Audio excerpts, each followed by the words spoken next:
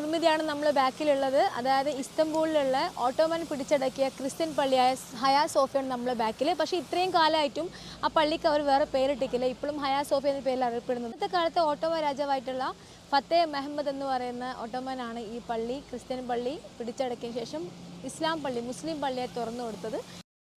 532 537 ഇടയിൽ നിർമ്മിച്ച Hagia Sophia അതായത് ഹയാ സോഫിയ ബൈസന്റൈൻ ശില്പകലയുടെ ഒരു പ്രധാന ആകർഷണമാണ്.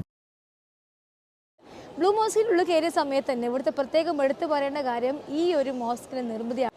1600 കാലഘട്ടത്തിലാണ് അന്നത്തെ ഓട്ടോമൻ രാജാവായിട്ടുള്ള ഫത്തേ മുഹമ്മദാണ് ഈ കാണുന്ന പള്ളി ഉണ്ടാക്കിയിട്ടുള്ളത്. നമ്മളെ ഇന്ത്യയിലെ പല സ്ഥലങ്ങളിലുള്ള പാലസുമായിട്ട് ബന്ധമുണ്ട്. അതായത് നിർമ്മിതികൾ ഏകദേശം ഒന്നാണ്. നമ്മൾ രാജസ്ഥാനിൽ പിന്നെ ഹവാ മഹലാണെങ്കിലും അതുപോലെ തന്നെ നമ്മളെ ഉദയ്പൂർ, അങ്ങനെ പല സ്ഥലത്തും ജയ്സൽമീർ, അവിടെ പാലസിനെയും കൂടി ബന്ധിപ്പിക്കുന്നതാണ് ഇവിടുത്തെ നിർമ്മിതി. പിന്നെ നമ്മൾ താജ്മഹൽ ഒരു വെള്ളക്കൊട്ടാരം, മാർബിളിൻ്റെ വെള്ളക്കൊട്ടാരമാണെങ്കിൽ ഈ ഒരു ബ്ലൂ മോസ്ക് നീല മാർബിളിൻ്റെ കൊട്ടാരം എന്ന് വേണമെങ്കിൽ പറയാം. 1453 ഓട്ടോമൻ സാമ്രാജ്യം ഈ നഗരം കീഴടക്കിയപ്പോൾ കോൺസ്റ്റാന്റിനോപ്പിളിൽ നിന്നും ഇസ്തംബൂളിലേക്ക് ഈ നഗരം മാറി. ഹയാ സോഫിയയും ബ്ലൂ മോസ്കും ഓട്ടോമാന്റെ വീരകഥകൾ പറയുന്നവയാണ്.